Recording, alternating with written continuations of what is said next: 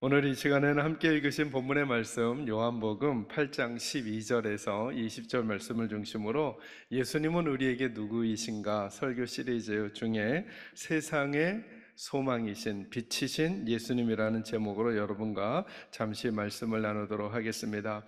그러니까 바리새인과 서기관은 어떤 사람들이라고 그 당시 알려져 있냐면 하나님을 잘 아는 사람들이라고 알려져 있었던 것입니다. 하나님을 잘 알고 하나님의 계명도 잘 아는 사람들인데 8장 1절에서 11절에 대비가 되는 건 뭐냐면 그런 그들이 누구는 잘 모르냐면 예수님은 잘 모른다라고 하는 것입니다. 예수님께서 그런 그들에게 뭐라고 말하느냐면 그 여인을 돌로 치라, 치지 말라 말하지 아니하시고 너희들 중에 죄가 없는 사람이 돌을 들어 그 여인을 치라 라고 말했습니다. 그 말을 듣고 나니까 아무도 돌을 들어 그 여인을 치는 사람이 없다는 얘기가 11절까지 말씀이고요. 그 11절이 지난 다음에 예수님께서 이런 이야기를 해주십니다. 12절 말씀 같이 읽습니다. 시작.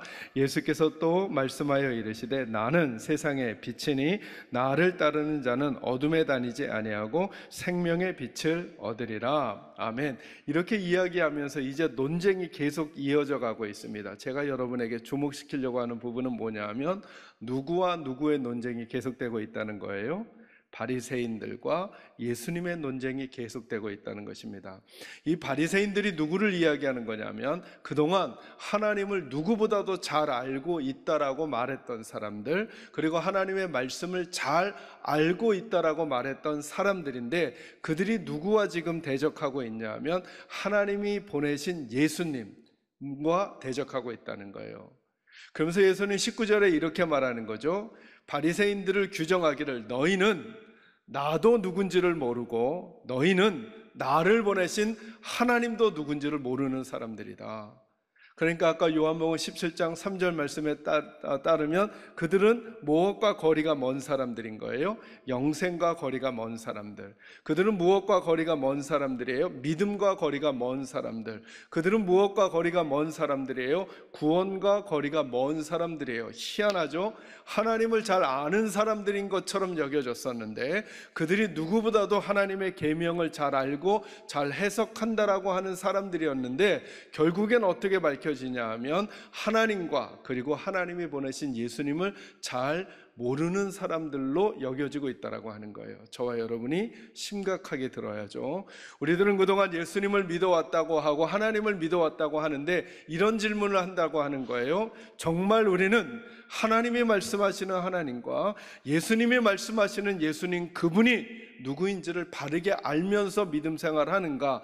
아니면 경험이 알려다주고 전통이 알려다주고 옆 사람이 알려다준 그래서 하나님이 말씀하신 하나님, 예수님이 말씀하신 예수님이 아닌 다른 이들이 만들어준 하나님과 예수님을 믿고 있다고 한다면 생각해 보시죠. 이 바리새인들은 왜 하나님을 그렇게 생각했을까요? 왜 이 바리새인들은 예수님을 그렇게 생각했을까요? 그들이 지금까지 내려온 전통과 그리고 그들의 경험이 그들에게 하나님 상과 예수님 상을 그렇게 만들었던 것입니다. 그리고 나서 이런 각도로 성경을 한번 보세요. 성경에 나타나고 있는 수많은 성경의 사람들은 어떤 사람들이냐 하면 자신의 경험과 자신의 이해를 넘어서서 예수님과 하나님을 만났던 사람들이죠. 만났다라고 하는 게 무엇을 의미하는 거냐면 예수님을 알게 되었다는 것입니다. 저는 우리 식구들에게 이렇게 물으려고 하는 거예요. 여러분들은 교회를 다니십니까? 여러분들은 예배를 참여해 보셨습니까? 를 묻는 게 아니라 여러분들은 여러분이 만난 여러분이 알고 있는 예수가 여러분 안에 어느 정도의 무게와 어느 정도의 선명도로 여러분 안에 있는지를 점검해 가셔야 한다고 하는 것입니다. 그런 그 바리새인들에게 예수님께서 뭐라고 말씀하셨냐면 내가 세상의 빛이다 이렇게 말씀하세요. 다시 본문 말씀 읽죠. 8장 12절 말씀 같이 읽습니다. 시작. 예수께서 또 말씀하여 이르시되 나는 세상의 빛이니 나를 따르는 자는 어둠에 다니지 아니하고 생명의 빛을 얻으리라. 아멘. 따라합니다. 예수님은 세상의 빛입니다. 다시 한번요. 예수님은 세상의 빛입니다. 이 말씀이 품고 있는 이야기 세 가지를 여러분과 나누려고 합니다. 첫 번째는 이것입니다. 예수님이 이렇게 말씀하시는 거예요. 내가 세상의 빛이다, 이렇게 말씀하셨어요. 저와 여러분이 처음으로 생각해 볼 게 뭐냐면, 그러면 만약에 한번 상정해 보세요. 만약에 예수님이 세상의 빛인데, 그러니까 예수님이 없으면 세상은 뭐라는 걸까요? 어둠이라는 거예요. 자, 이 진단이 매우 중요합니다. 여러분, 예수님이 이렇게 말씀하세요. 예수님이 세상의 빛이다라고 언급하시는 순간 예수님은 세상을 이렇게 진단하고 평가하고 있는 거예요. 예수 없이는 세상은 뭐라는 거예요? 어둠이라는 거예요. 어둠. 이 세상을 조금 더 작게 설명해 볼까요? 사회는 우리가 살고 있는 사회는 누가 없으면, 예수가 없으면 어둠이라는 거예요. 맞아요. 나름의 방법을 찾아갈 거예요. 나름의 더듬으면서 길을 찾아갈 거예요. 그런데 하나님의 아들이신 예수님께서 내리시는 진단은 뭐냐 하면, 세상이 아무리 다른 방법을 쓰더라도 꼭 잊지 말아야 한다는 거예요. 세상에 누가 빠지면, 예수가 빠지면 세상은 뭐라고요? 어둠이라고요. 조금 더 이 사회를 축소시켜 볼까요? 우리 가정은 누가 빠지면, 예수님이 빠지면 뭐라고요? 어둠이라고요. 그런데 세상이 그렇게 느끼지 않는다는 거예요. 여러분 본문 말씀 표시하시고 조금 더 요한복음 말씀 보시죠. 1장 4절로 한번 와보시기 바랍니다. 1절부터 제가 읽어가며 설명합니다. 태초에 말씀이 계시니라. 이 말씀이 하나님과 함께 계셨으니 이 말씀은 곧 하나님이시니라. 그가 태초에 하나님과 함께 계셨고 만물이 그로 말미암아 지은 바 되었으니 지은 것이 하나도 그가 없이는 된 것이 없느니라. 그 안에 생명이 있었으니 이 생명은 사람들의 뭐라고요? 빛이라. 5절 말씀부터 우리 같이 한번 읽어보겠습니다. 제가 그만할 때까지 읽습니다. 시작. 빛이 어둠에 빛이 돼 어둠이 깨닫지 못하더라. 하나님께로부터 부르심을 받은 사람이 있으니 그의 이름은 요한이라. 그가 증언하러 왔으니 곧 빛에 대하여 증언하고 모든 사람이 자기로 말미암아 믿게 하려 함이라. 그는 이 빛이 아니요 이 빛에 대하여 증언하러 온 자라. 참빛 곧 세상에 와서 각 사람에게 비추는 빛이 있었나니 그가 세상에 계셨으며 세상은 그로 말미암아 지은 바 되었으되 세상이 그를 알지 못하였고. 아멘. 거기까지요. 거기 뭐라고 말씀하세요? 5절 말씀 한번 보셔요. 빛이 어디에 비추었다고요? 어둠이라고요. 어둠. 그 어둠이 어디를 말하는 거예요? 세상을 말하는 거예요. 그런데 어둠이 뭐 하지 못했다고요? 깨닫지 못했다는 거예요. 이건 중의적인 표현이에요. 하나는 뭘 깨닫지 못했다는 걸까요? 빛이 온 걸 깨닫지 못했고 자기가 뭐라는 걸 깨닫지 못했다는 거예요. 어둠이라는 걸 깨닫지 못했다는 거예요. 어렵게 설명하지 말고 이제 조금 더 축소해 보는 거죠. 예수님 없는 사회가 어둠이고 예수님 없는 가정이 어둠이듯이 예수님 없는 나도 뭘까요? 어둠이에요. 어둠. 그리고 이제 묻는 거예요. 여러분과 저는 정말 예수가 없다면 나는 어둠이라고 생각하고 있는가? 아니면 아닌데 나는 예수가 없어도, 아닌데 우리 가정은 예수가 없어도 나름의 재정 때문에, 나름의 우리가 가지고 있는 문화 때문에, 나는 나름의 내 지식 때문에, 나름의 내 지혜 때문에 나는 그래도 나름대로 살아가고 있는 건데 라고 생각하는지, 하나님의 진단과 예수님의 평가를 인정하고 있는지. 하나님이 이렇게 말씀하는 거예요. 바리새인들을 떠올려 보라는 거예요. 여러분, 바리새인들이 예수님을 만나면서 본인들이 어둠이라고 생각할까요? 어둡지 않다고 생각할까요? 어둡지 않다고 생각하는 거죠. 하나님도 알고 하나님의 계명도 안다고 생각하는 거예요. 그런데 하나님 그분이시며 하나님의 말씀의 요약이시며 엑기스인 예수님이 눈앞에 있는데 그분을 알아봐요? 못 알아봐요? 못 알아본다는 거예요. 그래서 하나님이 예수님 통해서 말씀해 주시는 거예요. 너희들은 하나님도 모르고 나도 모르고 예수님도 모른다는 거예요. 왜요? 그들이 알고 있다라고 하는 빛, 그들이 생각하고 알고 깨닫고 붙들고 있다라고 하는 율법이라고 하는 것과 그들의 하나님은 참 하나님과 참 하나님의 말씀이 아니었기 때문에 그런 거죠. 그건 이제 그들의 문제고요. 저와 여러분은 어떠세요? 저와 여러분은 예수 없으면 나는 어둠이라고 생각하냐는 거예요. 빛이 오기 전까지 어둠은 어둠인 것을 몰라요. 그래서 여러분, 욕도 나쁜 XX 욕 있잖아요. 욕도 자주 하면 욕인지 몰라요. 빛이 와야 내가 어둠인 게 깨달아져요. 제가 언젠가 여러분에게 그런 설명 드렸잖아요.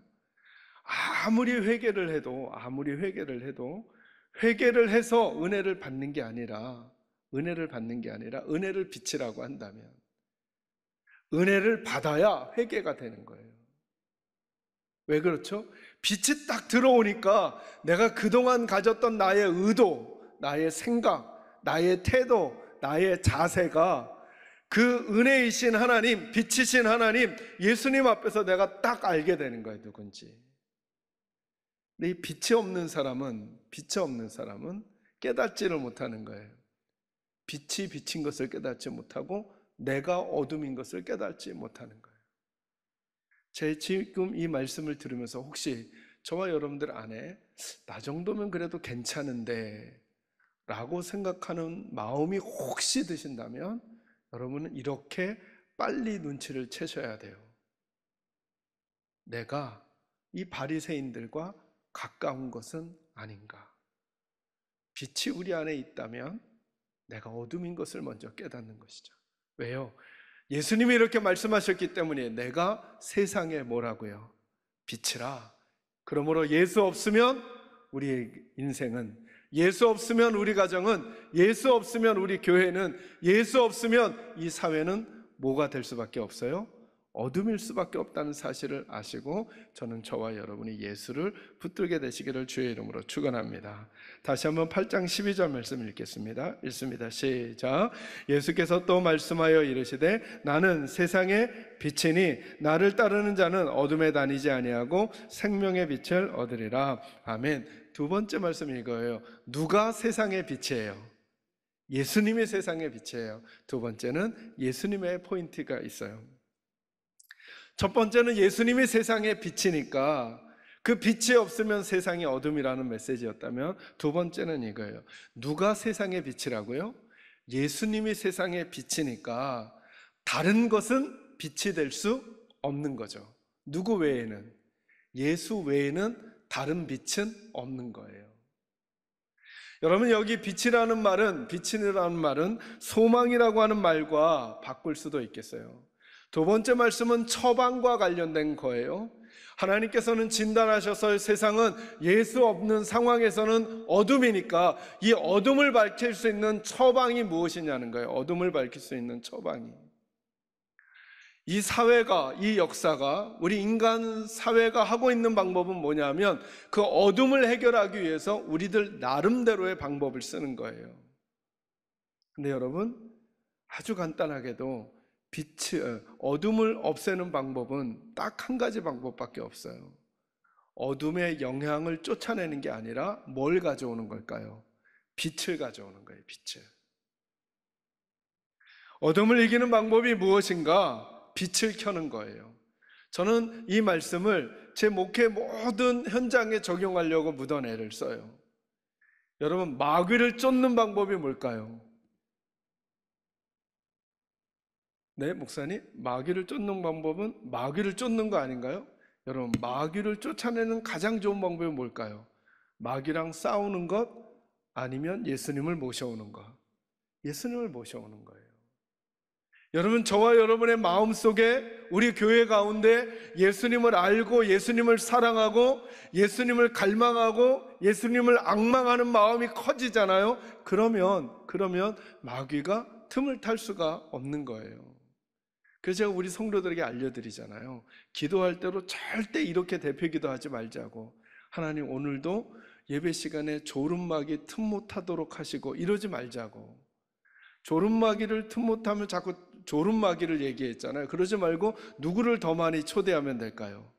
성령 하나님, 예수님, 저희들을 강권적으로 붙들어 주시고 성령님의 따뜻한 마음 안에서, 성령님의 인도 안에서, 그러니까 누구를 더 많이 생각하는 거예요. 그러니까 나의 문제는 어둠이 많은 게 문제가 아니라 나의 문제는 빛이 적은 게 문제일 수 있다고 하는 거예요. 그러고 보니까 본문의 바리새인들은 모르는 게 문제가 아니었어요. 그들은 나름대로 하나님의 말씀을 안다고는 했지만 진짜 빛이신 예수가 그들 안에 안 들어오니까 그 말씀을 자기들 마음대로 이렇게 꼬여서 설명해요.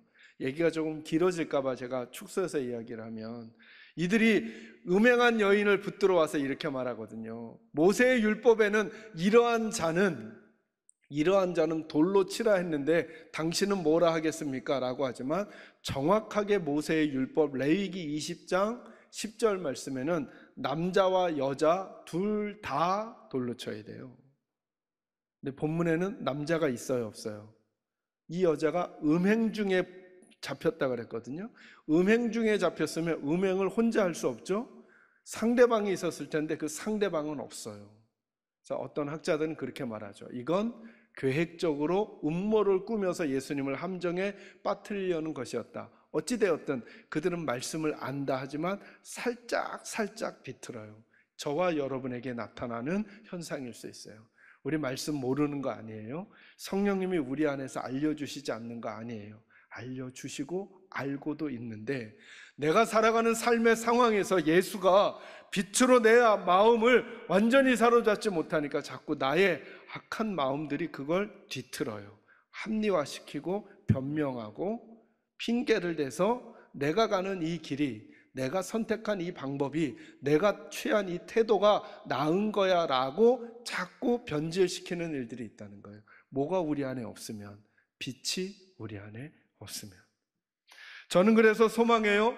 여러분, 오늘 본문이 이렇게 말하잖아요. 예수가 세상의 소망이래요. 예수가 세상의 소망이니까 예수 말고 다른 것이 세상의 소망이 될 수 없어요.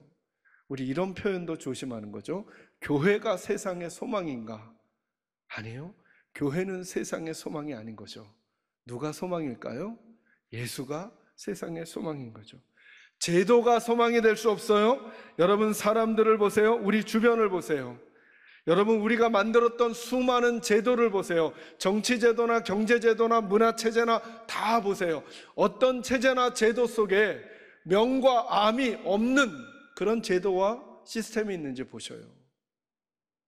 미국은 미국대로, 영국은 영국대로, 프랑스는 프랑스대로, 러시아는 러시아대로, 우리나라는 우리나라대로, 옆나라 일본은 일본대로 그들이 가지고 있는 제도와 시스템 안에 명이 있고 암이 있어요.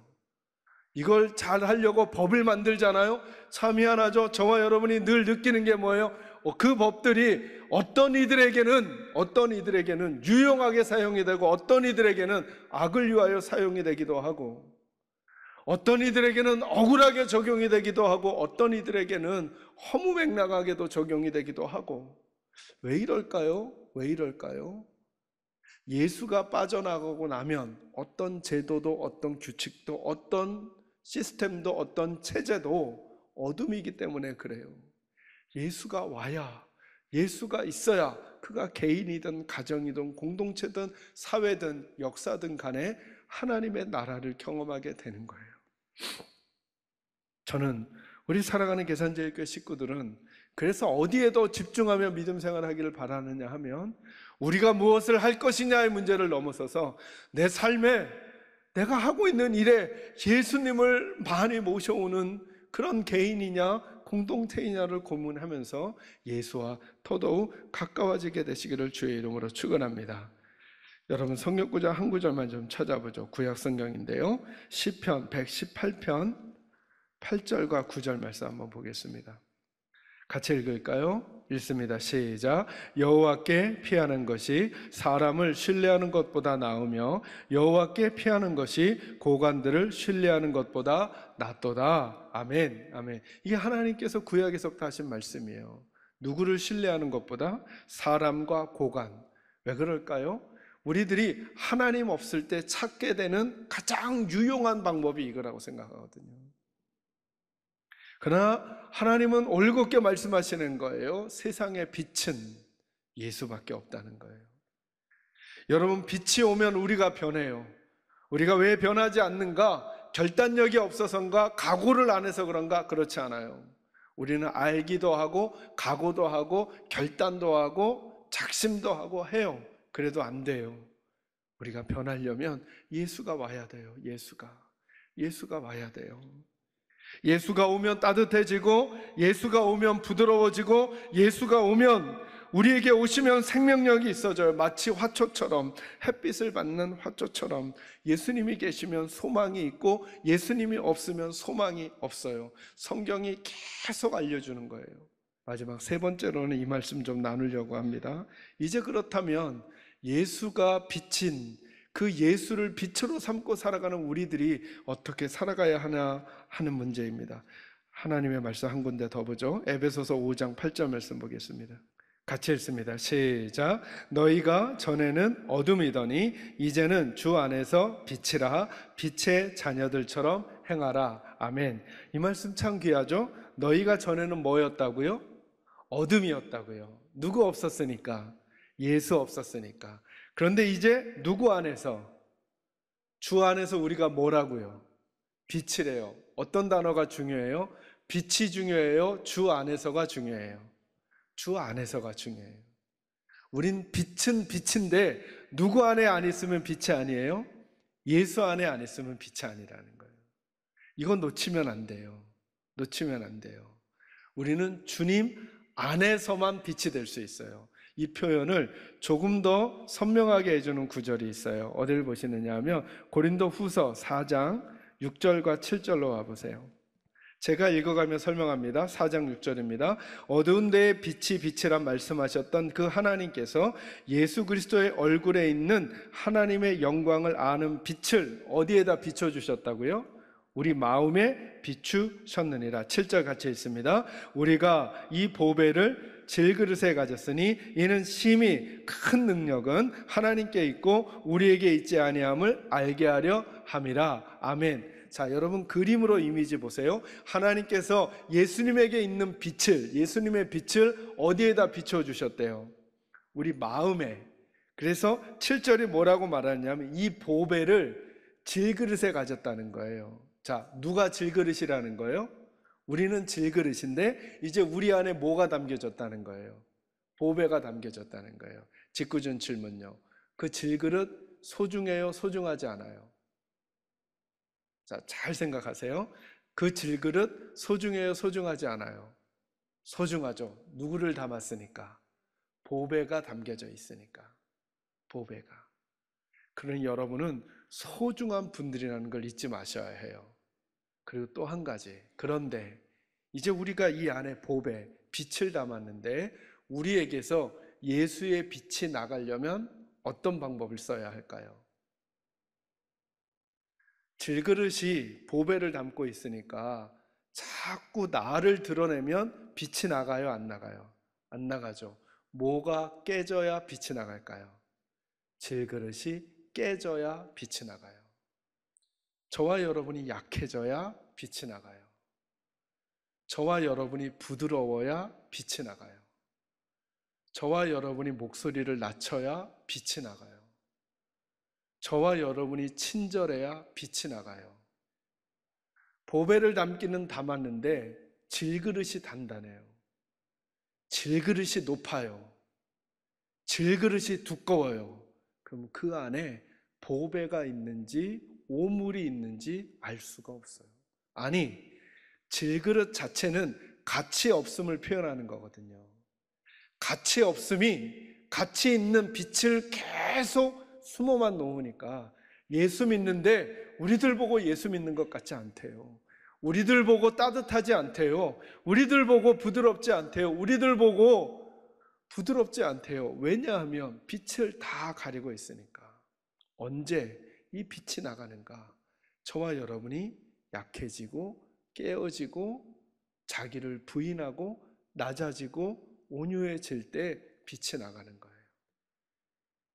저는 우리 사랑하는 계산제일교회 식구들이 그 빛이신 예수를 품고 저와 여러분 때문에 아직도 우리는 끝까지 어둠일 것이며 우리는 끝까지 질그릇이라는 사실 잊지 마시고, 내가 하나님 앞에 존귀하게 여겨지는 이유는 내 안에 보배가 담겼기 때문이며 내가 빛으로 살아가는 방법은 내 질그릇에 광을 내는 게 아니라 나를 부인하고 예수를 드러내는 그 방법밖에 없다는 사실을 알고 그 씨름을 저와 여러분의 작은 삶의 현실에서 하나씩 하나씩 실천하고 살아가는 일들이 우리 모두에게 꼭 있기를 주님의 이름으로 축원합니다.